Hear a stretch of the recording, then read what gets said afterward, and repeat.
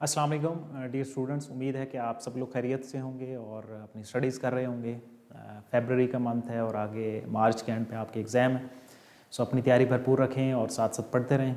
मैं हूं आपका मैथमेटिक्स का टीचर मिस्टर सोहेल और आज का जो हमारा लेक्चर है that consist of 9th chapter geometry and polygon. ठीक है, ज्योमेट्री एंड पॉलीगॉन की आज हम पहली जो है वो 2 एक्सरसाइज को कवर करेंगे।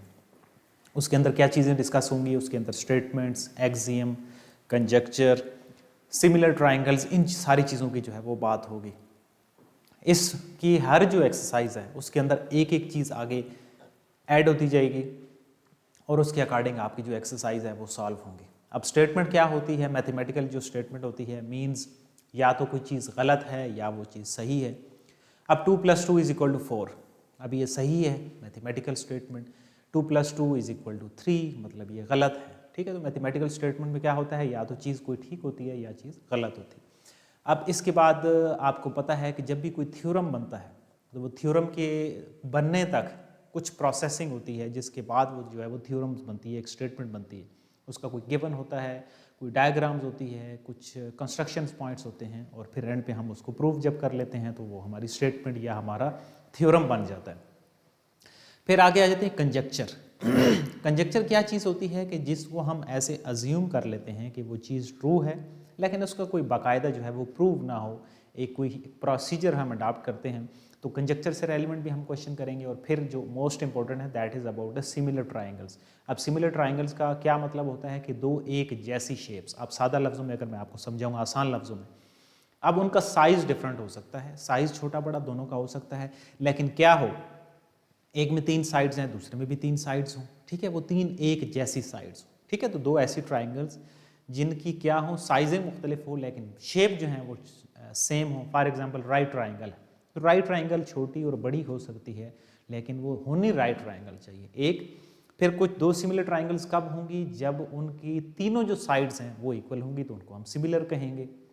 मजीद क्या हो सकते हैं, जिसमें दूसरी जो स्टेटमेंट है कि तीनों जो एंगल्स हैं वो इक्वल होंगे तो हम उसको भी सिमिलर ट्राइंगल्स के ज़ुमरे में लेके आएंगे।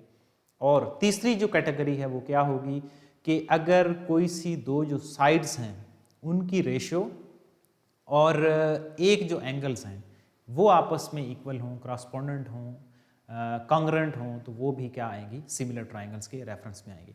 अब सबसे पहले जो पॉलीगॉन्स का मतलब ये है कि मुख्तलिफ तरह की जो शेप्स होंगी उनके बारे में हम डिस्कशन करेंगे। तो उससे रेलिवेंट मैंने क्या किया है, एमसीक्यूज़ आपके डाल दिए ताकि एमसीक्यूज़ आप सॉल्व करें तो आपकी जो डायग्राम्स हैं, जो एंगल्स हैं वो क्लियर हो जाएं और शॉर्ट क्वेश्चन और लॉन्ग क्वेश्चन में हम क्वेश्चंस पे आएंगे। So move to the questions. अगर आपको आते होंगे तो आपने उसको जो है वो साथ साथ खुद से सॉल्व करना है कि इसमें से क्या चीज़ें होंगी। All the rectangles have 4 right angles. जो सारी रेक्टेंगल्स हैं उनके जो सारे एंगल्स होते हैं वो क्या होते हैं जी, वो राइट एंगल्स होते हैं। तो क्या करना है जी, a square is a type of rectangle. Square जो है वो रेक्टेंगल की अगर टाइप है, what can be concluded about a square, तो स्क्वायर के बारे में हम क्या कंक्लूजन दे सकते हैं। It has 2 right angles, it has 4 right angles, it has no right angles and it has 6 right angles। ये जो पहली लाइन है इसी के अंदर इसका आंसर लिखा हुआ है कि रेक्टेंगल्स हैं उसके 4 एंगल्स हैं, राइट एंगल्स हैं।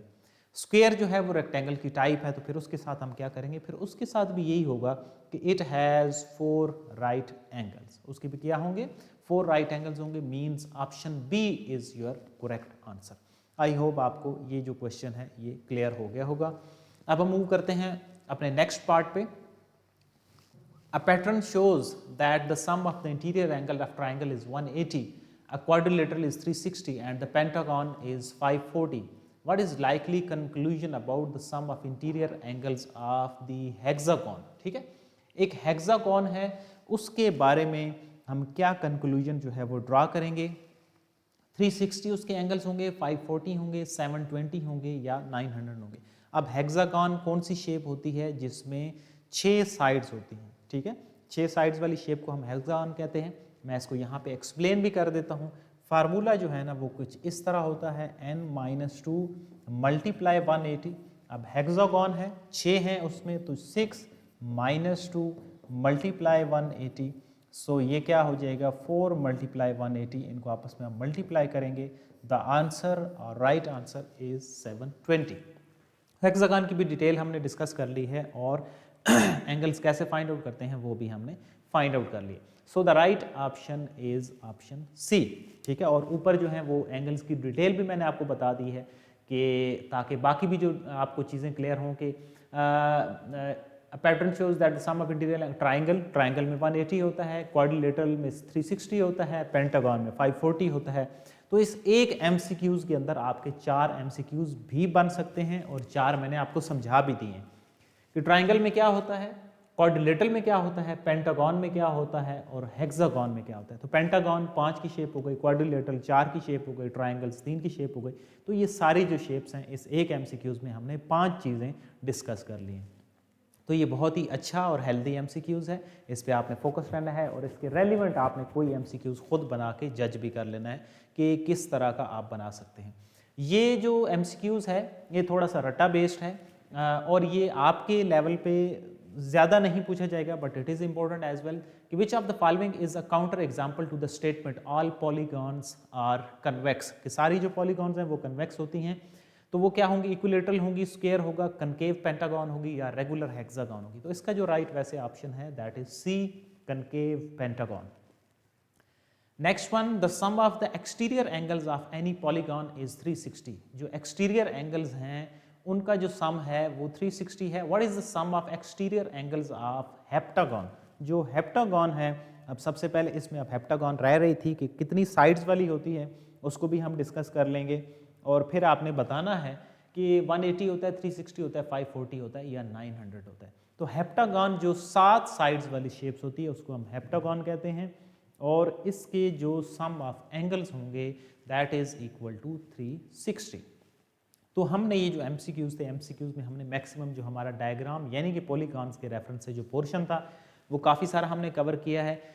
मैं उम्मीद करता हूँ कि आपको MCQs अच्छे से क्लियर भी होंगे, डायग्राम्स की जो स्टेटमेंट्स हैं वो आपको क्लियर होंगी और आप इनके रेफरेंस से खुद भी कुछ MCQs जनरेट करेंगे। जिस तरह के सेकंड MCQs था जिसमें डिफरेंट डायग्राम्स और उनके एंगल्स हमने डिस्कस किए थे, तो उनके रेफरेंस से आपने कोई MCQs खुद से बना के उसको जज करना है।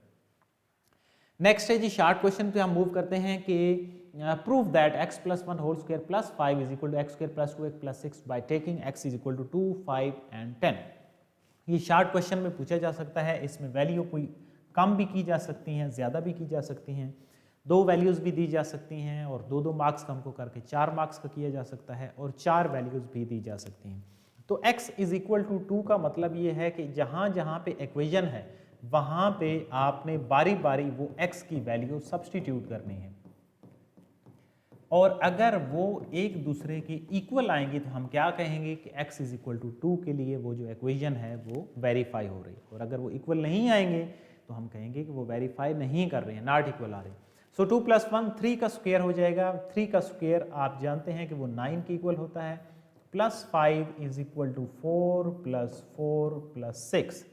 सो 14 इज इक्वल टू 14। इसका मतलब ये है कि x इज इक्वल टू 2 के लिए ये जो इक्वेशन है ये ट्रू साबित हो रही है। इसी तरीके से आपने क्या जज करना है, x इज इक्वल टू 5 के लिए आपने उसको चेक करना है and similarly x is equal to 10 के लिए भी आपने जज करना है। सो हम x इज इक्वल टू 5 के लिए भी चेक कर लेते हैं कि क्या वो भी ट्रू आ रही है या नहीं। जहाँ जहाँ पे x है वहाँ पे आपने 5 सब्सटीट्यूट करना है। So 5 plus 1 whole square plus 5 is equal to 5 का square plus 2 into 5 plus 6। So 5 plus 1 the value is 6 means that 6 का स्क्वायर क्या हो जाएगा 36 plus 5 is equal to 25 plus 10 and plus 6। So ये क्या हो गया 41 is equal to 25 और 10 35 और 6 41। तो ये 41 is equal to 41। Left hand side is equal to right hand side means x is equal to 5 अगर हम वैल्यू लेंगे तो उसके लिए भी ये जो इक्वेशन है ये वाली ट्रू साबित हो रही है। अब ये तो हो गया हमारा second, x is equal to 10 के लिए। अब आपने खुद से उसको चेक कर लेना है कि क्या वो भी ट्रू होता है या नहीं होता। ठीक है, तो ये आपकी होम असाइनमेंट भी है। कमेंट सेक्शन में यूट्यूब के चैनल पे आप इसको बताएंगे और मैं आंसर को वेरीफाई कर दूंगा कि क्या आपने जो आंसर निकाला है दैट इज ईदर ट्रू और फॉल्स। सो ये था हमारा पहला शार्ट क्वेश्चन। अब हम मूव करते हैं अपने जो नेक्स्ट शार्ट क्वेश्चन की तरफ। Find the next number in the pattern using the conjecture. Conjecture का मैंने आपको बता दिया था कि एक पैटर्न या ऐसी चीज़ जिसको हम प्रूव कर तो लें, लेकिन उसका कोई ना वो हम उसको मतलब कोई समझा ना सके कि हाँ ये कैसे है, लेकिन वो एक प्रॉपर एक प्रोसीजर या किसी पैटर्न के तहत वो आ रहा हो। फॉर एग्जांपल हमारे पास है 1, 3, 7, 15 एंड 31। तो वो कह रहे हैं कि जो नेक्स्ट वैल्यू होगी वो क्या होगी।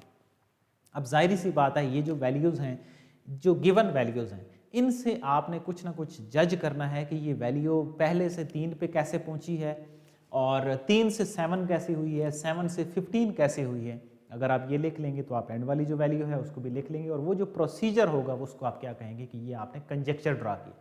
अब देखिए 1 से 3 है, इट मीन्स, ध्यान करना है आपने, 1 को अगर मैंने 2 से मल्टीप्लाई करूं और उसके अंदर +1 करूं तो मेरी सेकंड जो वैल्यू है वो बन रही है। इसी तरह ही अगर ये जो 3 है, सेकंड वैल्यू 3 है, 3 को अगर मैं 2 से मल्टीप्लाई करूं और उसके अंदर अगर 1 ऐड करूं तो मेरी सेकंड जो वैल्यू है वो भी बन रही है। इसका मतलब ये है कि हर जो सेकंड वैल्यू, नेक्स्ट आने वाली जो वैल्यू है वो कैसे बन रही है, प्रीवियस वैल्यू को आपने 2 से मल्टीप्लाई करना है, 7 मल्टीप्लाई 2, और उसके अंदर एक ऐड कर देना है तो आपके पास नेक्स्ट वैल्यू आती जाएगी। अब इसी तरह 15 है, 15 को 2 से मल्टीप्लाई करेंगे, उसके अंदर 1 आप ऐड कर देंगे तो आपके पास 31 वैल्यू बन जाएगी। अब 31 से फिर नेक्स्ट वैल्यू कैसे आ सकती है, आप इसी पैटर्न से, ये जो पैटर्न लिखा पड़ा है इसी से आप जनरेट कर सकते हैं।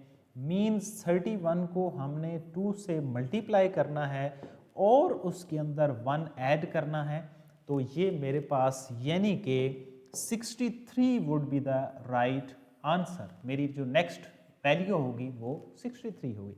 अब ये जो उस वैल्यू तक पहुंचने के लिए ये जो सारी चीज़ आपने ड्रा की है, ये उसका कंजेक्चर कहलाएगा। ठीक है, आई होप कि आपको कंजेक्चर की जो समझ है वो आ गई होगी। अब मैं एक कोई सादा सी स्टेटमेंट लिख देता हूं, ठीक है, बहुत आसान सी। यहां पे वैल्यू क्या होगी, अब इसके लिए आपने इसी तरह का जो पैटर्न है वो आप लिखेंगे। अब बड़ा आसान है, ये तो 2 का टेबल है, तो आपने खुद लिखना है, मतलब इस तरह की वैल्यू बनेगी। 2 मल्टीप्लाई 2 भी कर सकते हैं, ये भी आप कर सकते हैं। हर वैल्यू को 1 से मल्टीप्लाई करते जाएं तब भी, तो इसका मतलब ये है कि इस तरह आप आगे, सॉरी 1 मिनट, ये 2 का टेबल है, मीन्स आपने हर वैल्यू को 2 से मल्टीप्लाई करते जाना है तो वो आपका कंजेक्चर बनता जाएगा। 2 multiply 1 is equal to 2, 2 multiply 2 करेंगे तो 4 बनेगा, 2 मल्टीप्लाई 3 मतलब करेंगे तो 6 बनेगा, और इसी तरह 2 मल्टीप्लाई 4, 2 मल्टीप्लाई 5, और उससे जो नेक्स्ट वाली वैल्यू होगी। मीन्स यहाँ पे अब देखें ये सिमिलैरिटी आपने बना ली है कि एक तो इधर 2 आ रहा है या दूसरी साइड पे एक एक जो है वो बढ़ती जा रही है वैल्यू, 1 2 3 4। तो ये जो प्रोसेसिंग आप करेंगे वैल्यूज़ को निकालने के लिए, ये आपका क्या कहलाएगा, ये आपका कंजेक्चर कहलाएगा। तो ये था हमारा कंजेक्चर के रेफरेंस से क्वेश्चन। आई होप आपको जो शॉर्ट क्वेश्चंस हैं उनकी समझ आ गई होगी। अब हम मूव करते हैं अपने इम्पोर्टेंट लॉन्ग क्वेश्चन पे, जो कि 9.2 से क्वेश्चन है, और इस क्वेश्चन को आपने ध्यान से समझना है। उसकी रीज़न ये है कि अगर आप ये क्वेश्चन समझ लेंगे ना, तो फिर इसके रेफरेंस से क्वेश्चन नंबर जो 7 है वो भी आपको समझ आ जाएगा, और जो क्वेश्चन नंबर 5 है वो भी आपको समझ आ जाएगा। बट इसके जो मोस्ट इंपॉर्टेंट क्वेश्चन है वो 6 और 7 है। 6 और 7 को आप एक दूसरे के साथ सर्कल कर लेंगे। They both are almost similar. Almost similar का मतलब ये है कि सिर्फ इनमें डायग्राम का थोड़ा सा फर्क है, ठीक है, बाकी इनमें कोई फर्क नहीं है। तो हम क्या करेंगे, इस क्वेश्चन में 6 में डायग्राम ड्रा करूंगा, मैं इसको समझाऊंगा अच्छे तरीके से, और जो आपका नेक्स्ट क्वेश्चन होगा यानी कि जो 7 है वो आपने असाइनमेंट के तौर पे खुद से सॉल्व करना है। तो आपका ये जो एक्सरसाइज होगी ये 100% क्लियर हो जाएगी। So move to the question, but पहले मैं डायग्राम को ड्रा कर लेता हूँ और फिर मैं क्वेश्चन साथ साथ आपने रीड आउट करते जाना है, यू हैव टाइम, और ताकि आपको समझ आती रहे कि इस क्वेश्चन में बेसिकली हम क्या करने जा रहे हैं। ओ ए एक ऑब्जेक्ट दिया हुआ है, इट मीन्स ये हमने O से लेकर A तक एक ऑब्जेक्ट ड्रा कर लिया। Is place 10 centimetre in front of a convex lens and the image is twice that of the object. ठीक है, और दूसरी साइड पे जो बुक के अंदर आपकी अब ये डायग्राम दी हुई है, तो जब एग्जाम में क्वेश्चन आएगा तो वो ज़्यादातर आपको डायग्राम इसकी जो है वो गिवन होगी। अब यहाँ पे जो दूसरी साइड है वहाँ पे आपका जो इमेज दिया गया है और उसके साथ लिखा हुआ है दैट इट इज इमेज, ये आपका इमेज हो गया जी। अब क्या है, एक दरमियान में इस जगह पे एक आपका कन्वेक्स लेंस बना हुआ है।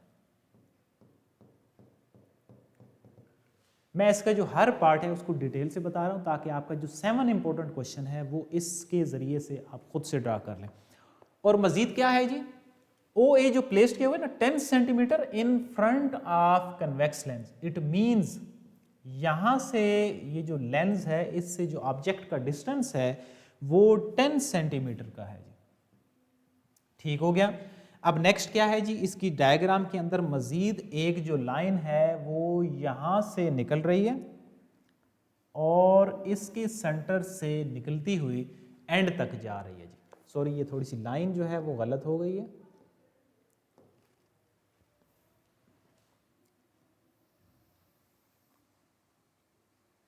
कुछ इस तरह की डायग्राम है। अब हम क्वेश्चन को रीड आउट करते हैं और फिर हम जो है वो डायग्राम आपकी कंप्लीट हो गई है। अच्छा जी, अब क्या है इसके अंदर से आपने देखना है कि इसमें क्या डाटा गिवन है जी। जो ऑलमोस्ट डाटा था, अब मज़ीद बुक में इसके जो वैल्यूज़ दी हुई हैं, इमेज की वैल्यू है I और B, और ये जो पॉइंट है इसको हम लेट से L का नाम दे देते हैं, यानी कि लेंथ की वजह से इसको हमने L का नाम दिया हुआ है। बुक में इसका आल्दो नाम नहीं दिया हुआ तो आप इसको डिजिट में कोई भी कह सकते हैं, वो L कह सकते हैं, वो B कह सकते हैं, लेट कोई भी। अब इसमें हम जो डिस्कस करेंगे ना वो सिमिलर ट्राइंगल के रेफरेंस से इस डायग्राम को कंप्लीट करेंगे और हमने इसमें फाइंड आउट क्या करना है, find the distance of the image from the lens. It means हमें पता लग गया है कि इमेज का जो लेंस है उससे डिस्टेंस ये हमने फाइंड आउट करना है। मैं जो डाटा जो फाइंड आउट करना है वो मैं यहाँ पे लिख रहा हूँ कि IL जो है वो मुझे फाइंड आउट करना है। बट ये कैसे मिलेगा, जब मेरे पास ये जो डायग्राम है ना मैं इसको कंप्लीट कर पाऊंगा कि ये डायग्राम है क्या चीज़।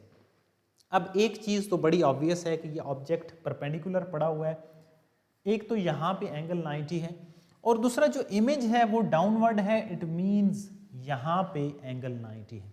तो यहाँ पे मैं जो डाटा गिवन मेरा बन रहा है ना, measurement angle O is equal to measurement angle I, और वो कितने हैं जी, वो 90 डिग्री के हैं।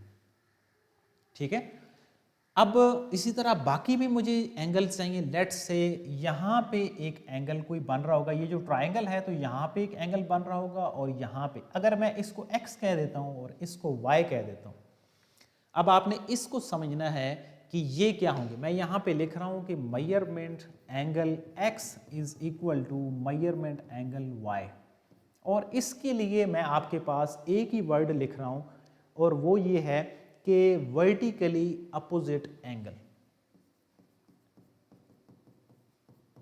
वर्टिकली अपोजिट है, ठीक है। यानी कि ये मैथमेटिक्स में पुरानी जो बुक थी उसमें एक थ्योरम भी था कि जो एंगल यहाँ पे बन रहा होगा दूसरी साइड पे, जब दो लाइन आपस में इंटरसेक्ट करती हैं तो जो एंगल यहाँ पे बनेगा, ये दो आपस में इंटरसेक्ट कर रही हैं तो जो यहाँ पे एंगल बनेगा वो यहाँ पे भी एंगल बनेगा।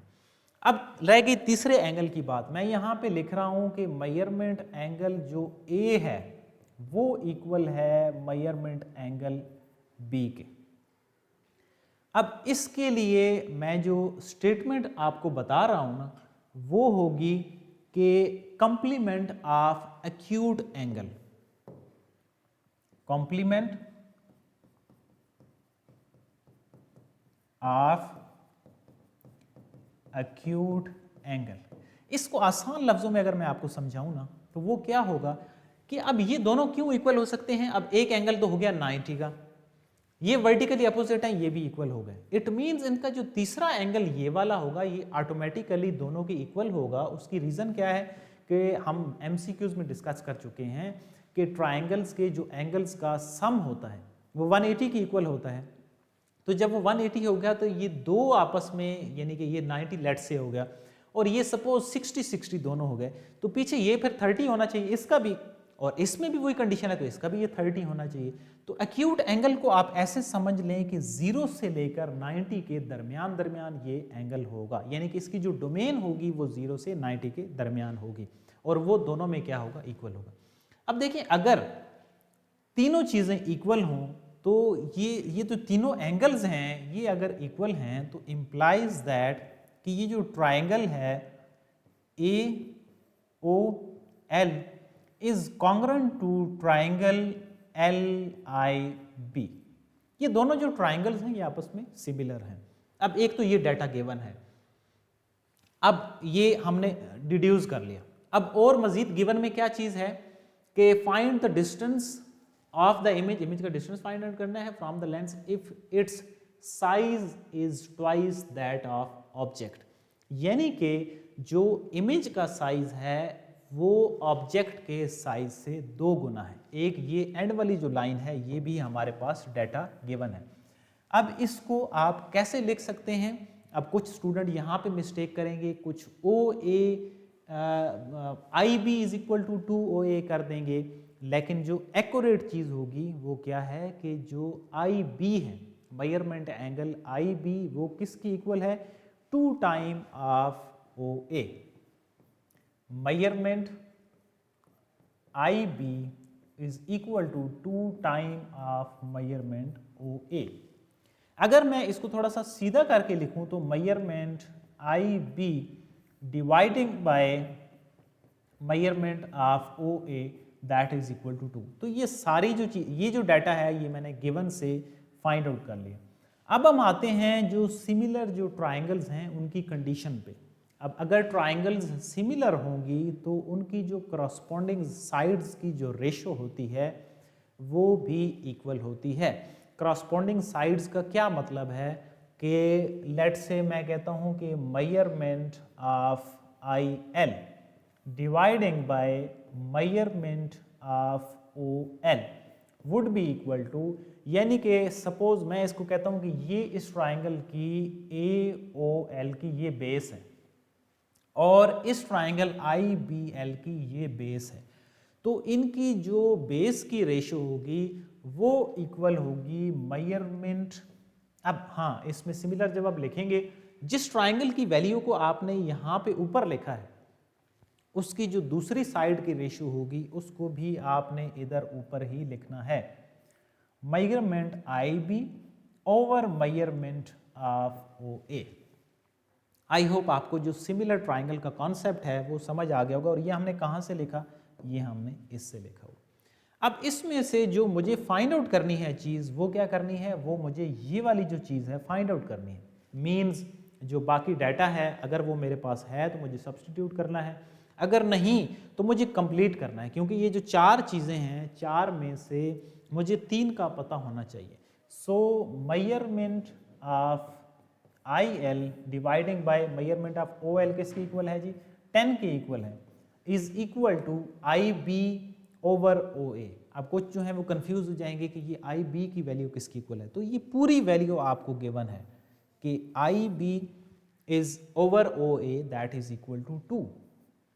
सो measurement of I L is equal to 2 multiply 10 which is equal to 20 और वो भी सेंटीमीटर होगा। यानी कि जो इमेज की डिस्टेंस होगी इस लेंस से वो कितनी होगी, that would be equal to 20 centimetre. तो अब इस ट्राइंगल को मैंने बड़े डिटेल में सारे कॉन्सेप्ट्स को कोशिश की है कि इस क्वेश्चन के अंदर आपके कवर अप हो जाए। वर्टिकली अपोजिट्स क्या होते हैं, एंगल्स कैसे होते हैं, कंप्लीमेंट्स ऑफ एक्यूट एंगल की डेफिनेशन क्या है, सिमिलैरिटी की डेफिनेशन क्या है और उसको अप्लाई कैसे करते हैं। अगर ये क्वेश्चन डिटेल से आपने समझ लिया है तो आपकी जो 9.2 एक्सरसाइज है वो कंप्लीट क्लियर हो जाती है। और इसके रेफरेंस से आपने जो क्वेश्चन नंबर 7 है वो बिल्कुल सेम है, सारी वैल्यूज़ यही वाली उसमें यूटिलाइज होंगी, सिर्फ डायग्राम में यहाँ पे नीचे वैल्यू है और दूसरी साइड पे ऊपर वैल्यू गिवन है, बाकी कोई इतना ज़्यादा डिफरेंस नहीं है, वो आपने खुद से सॉल्व करना है। एमसीक्यूज़ को जो यानी कि मेमोराइजेशन के हैं, फॉर एग्जांपल हेक्सागोन क्या होती है, ये भी एमसीक्यूज़ पूछा जा सकता है, कितनी साइड्स होती हैं, 5, 6, 3, 4। इस तरह पेंटागन, हेप्टागन, इन सारी चीज़ों की बात की है, उनके इंटीरियर एक्सटीरियर एंगल को एमसीक्यूज़ में डिटेल से हमने डिस्कस कर लिए ताकि कोई भी जो कॉन्सेप्ट है 9.1 का और 2 का ना रहे और आपको जो सारी चीज़ें हैं वो समझ आ जाए। आई होप कि आज का लेक्चर आपको क्लियर होगा और आप जो असाइनमेंट है उसको भी ज़रूर सॉल्व करेंगे। So this is all from my side, see you in the next class with next topic and exercise as well. Till then, अल्लाह हाफिज़।